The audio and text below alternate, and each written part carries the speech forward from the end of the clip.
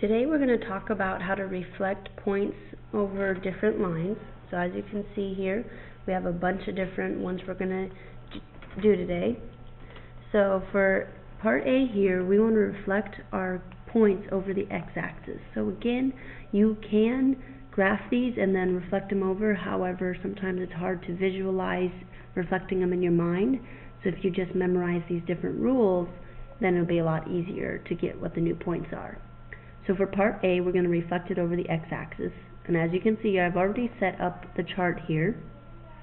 You know I love charts. So our rule for reflecting over the x-axis, if you look at your notes, is x negative y. And if you think about it, if we're reflecting over the x-axis, then the x is not going to change. Because if we start at the bottom quadrant, quadrant 4, and we flip up, because we're going over the x-axis, if we flip up, then the y is what's changing. So that's why we have the negative y here. So for this first one, a prime, x is going to stay the same. So since a was 1, a prime is also going to be 1 at that point. And since x is the same, I'll just fill in b and c here. Those stay the same. However, the y's, you have to take it times a negative 1. So since a, the y is already a negative 3, then a prime is going to be a positive 3. That's going to stay 0. And then the negative 2 becomes a positive 2. So a prime is at 1, 3. B prime is at 3, 0. And C prime is at 4, 2. Let's go over to part B here. We're reflecting over the y-axis. This time the rule is negative x, y. And again, you can think about it, if you start in quadrant 1 and you flip over the y-axis, then the x is what is changing and not the y's, because now you're in quadrant 2 after you flip over the y-axis. So again, my x is changing, and so since x for a was 1, I have to make that negative. So that's going to become a negative 1. B is going to be negative 3, and 4 becomes negative 4. And again, the y stay the same, so this is negative 3, B would be 0, and that's negative 2. So now a prime is at negative 1, negative 3, b prime is at negative 3, 0, and c prime is at negative 4, negative 2. Let's keep going. C, we're reflecting over the origin here. When we reflect over the origin, the rule is that we flip the x's and the y's. So we're going to multiply the x coordinates and the y coordinates by negative 1. Since a is at 1, negative 3, that's going to become negative 1 and positive 3. B, if you recall, is at 3, 0. So that becomes negative 3 and just 0. C is at 4, negative 2. So that's going to become negative 4 and positive 2. So a prime is at negative 1, 3. B prime is at negative 3, 0. And C prime is at negative 4, 2. Part D here, we want to reflect over y equals x. Well, if we're flipping over the y equals x line, then that means y is x and x is y. So this might be confusing. This might look like this is my x coordinate, this is my y, but it's not. Because remember, whatever x was, that's what y is, and whatever y was, that's what x is. So this is still going to be my x coordinates for a prime, b prime, and c prime, and this will be my y part of a prime, b prime, and c prime. So a, you remember, is at 1, negative 3. So now I'm going to put negative 3 here and 1 here. B prime is at 3, 0, so those switch and become 0, 3. And then C was at 4, negative 2, so C prime is at negative 2, 4. So now A prime is negative 3, 1. B prime is 0, 3. And C prime is negative 2, 4. Let's do another one. E here, this one's a little harder because we're reflecting over the y equals x plus 1 line. You'll see in my chart that I've written that x equals y minus 1. So what I did was I took my y equals x plus 1 line and just moved the 1 over to get y minus 1 to get x by itself. And then y is x plus 1. let me write down what A is so that we remember. A was at 1, -3, B was at 3, 0, and C was at 4, -2. So now what I'm going to do is I'm just going to plug those into my chart.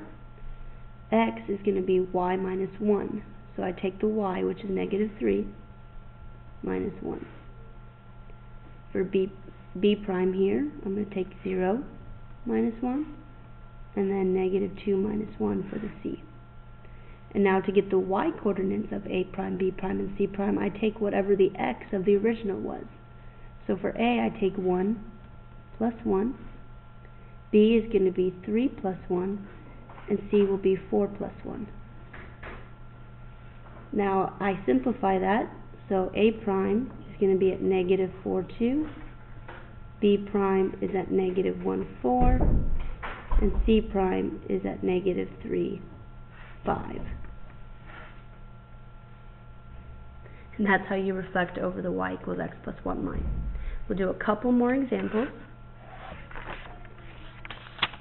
So for this one here, I have A at 1, -3, B is at 3, 0, and C is at 4, -2 again. But this time I'm flipping over the y equals 2 line. So you'll see here, let me zoom in a little bit.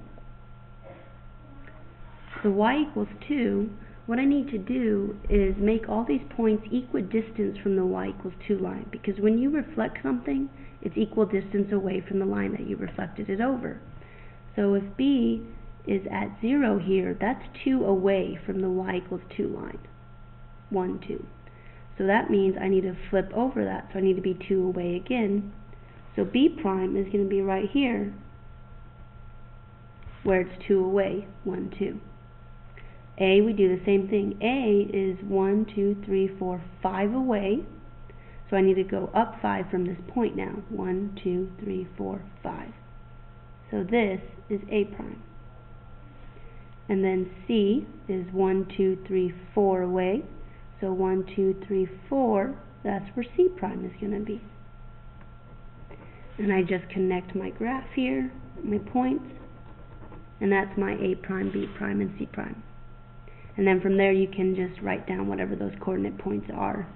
So A prime should now be at 1, 2, 3, 4, 5, 6, 7.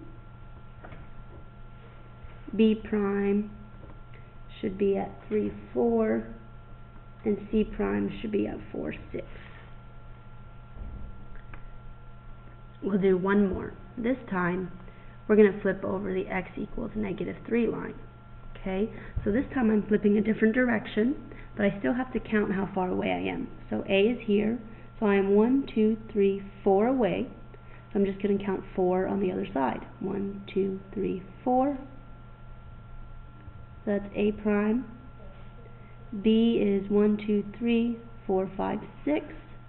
2, 3, 4, 5, 6. So this is B prime. And then C prime is 1, 2, 3, 4, 5, 6, 7 away. So I count 7, 1, 2, 3, 4, 5, 6, 7. So this is C prime. And then again, all I have to do is connect my dots, and there's the graph. And from there, I can count what my new points are.